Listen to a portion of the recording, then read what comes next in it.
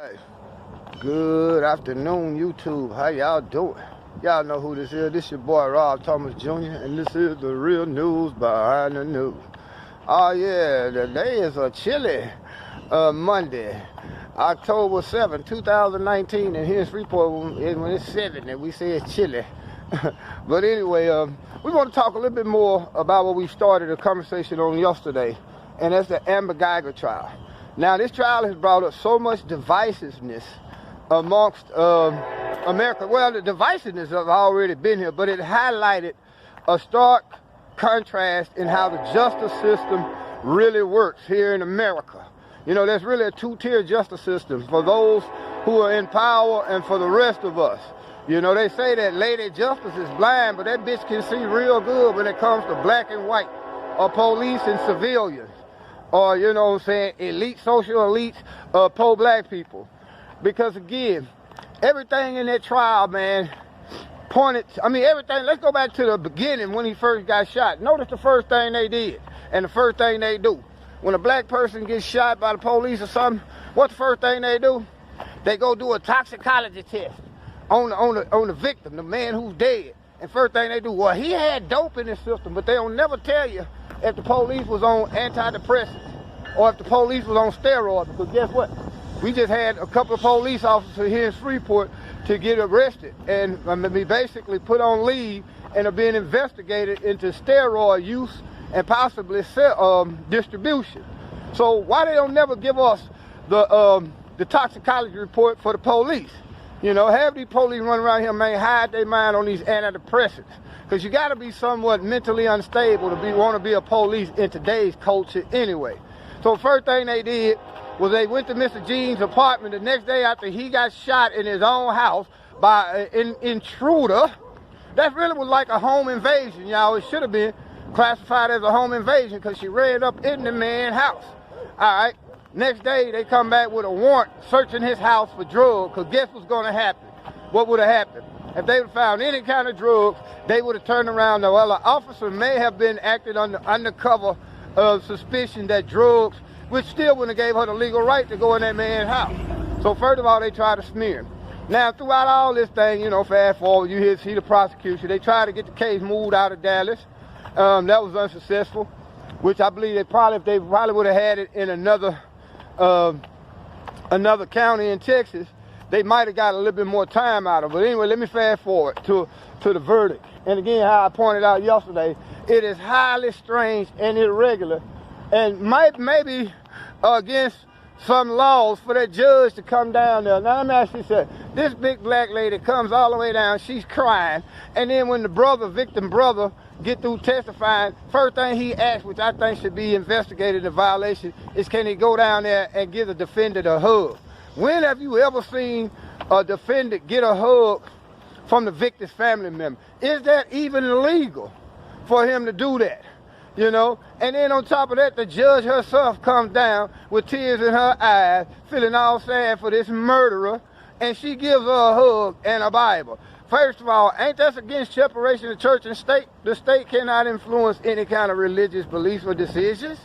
And then it was irregular for her to come down and give that woman a hug. This woman is she went from being a defendant to a convicted murderer. How many black men sat in that same courtroom and got life for killing other black men? You know what I'm saying? And the judge come down there and give them a hug. That was highly irregular. Now, in the case of Botham Jean's family, let me show you what Christianity did and all that forgiveness shit. All that did was basically soften the heart of the jury. You see what I'm saying? Man, there's no way. I'm going to be like one of them cats you see on the news. Somebody killed my brother. I'd be like, yo, can I give him a hug? And the judge let me go and give him a hug. It's going to be a bear hug while I try to choke the life out of him. Straight up. I mean, I pray that God forgives you, but if that in that case, I have no forgiveness. May you find mercy and forgiveness from God, but not in the court of law. So by the family came up here talking about his dad is saying, I want to be her friend. And then the brother come up there, I ain't mad at you. Can I give you a hug? Don't y'all realize that desensitized that jury and put compassion in their heart whereas that woman should have got 25 or better. She only got 10, and she probably walk out in 5. Now, guess what? Again, going back to something I said yesterday about this whole case. The police themselves, even the judge, is probably, from what we're hearing, it's under some kind of ethics violation investigation. But at the same time, the judge was a member, was supported by law enforcement, local law enforcement, Dallas, meaning that maybe she was sympathetic to the defendant, more so than she was to the victim. But now, the case takes an interesting turn. Now that we think this one, we all pissed off because through forgiveness, she got off way light than what she should get off. Maybe she's finna file appeal, but there's one drawback for any prosecution that might be involved in that appeal case. Guess what?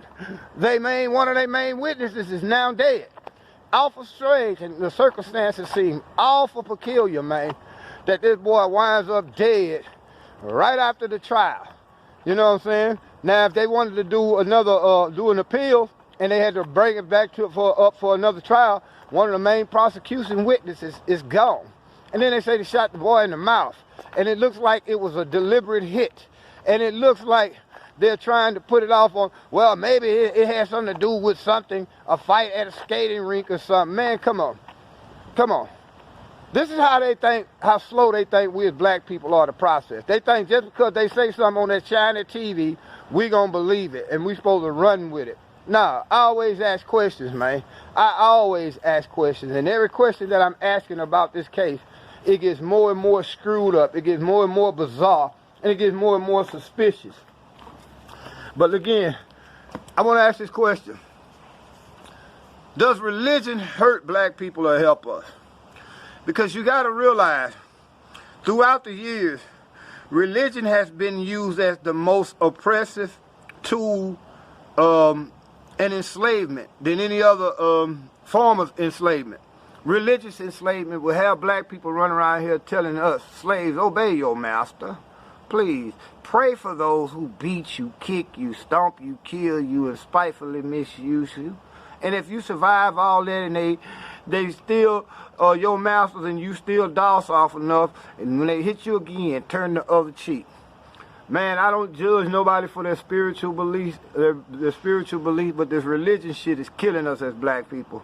Because again, here you have the same people who took you away from your original spirituality, your original language and culture, stripped you from that, and then they start indoctrinating you with religion, telling you with a Bible in his hand, come to the Lord for he loves his children, and if you show your obedience to him, he will forgive you of all your sin. They got a Bible in the right hand and a shotgun in the other hand saying, now if you niggas don't believe that fairy tale, we're going to blow your brains out.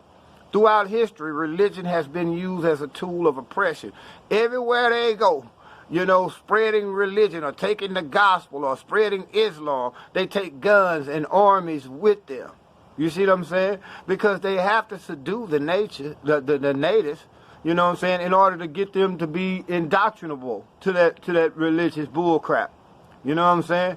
Throughout history, man, everywhere they go, man, they've been colonizing, conquering people, overthrowing the native religion of those people and enforcing Christianity to the point for 400 years now, black people here in America have been telling Jesus to come take the wheel.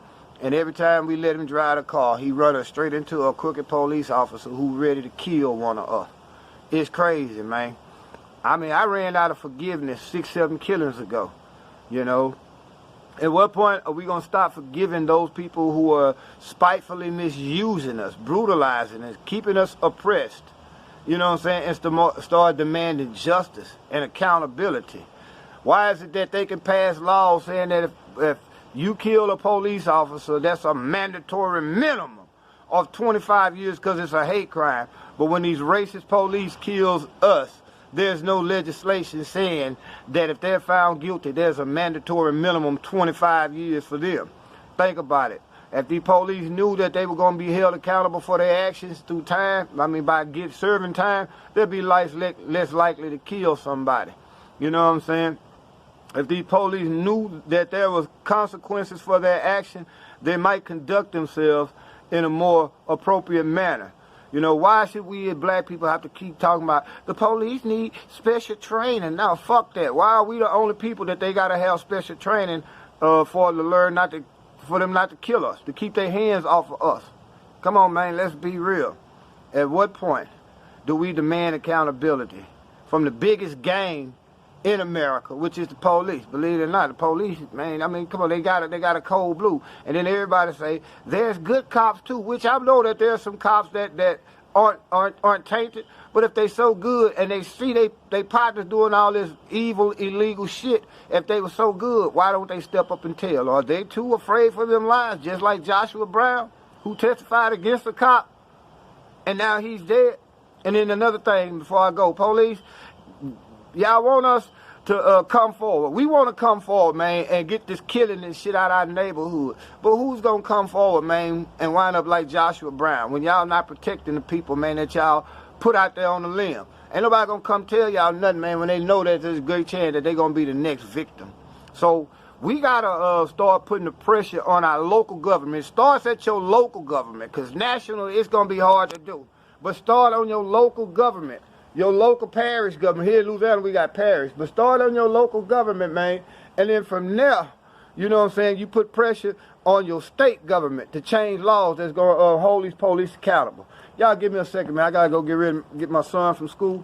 But, hey, hit the like button on these videos, man, because we're learning how to get around the censorship and the algorithms that YouTube uses to press our content down. What happens is, you know, when I first came in, I was on I was talking about issues that was, you know, generally accepted.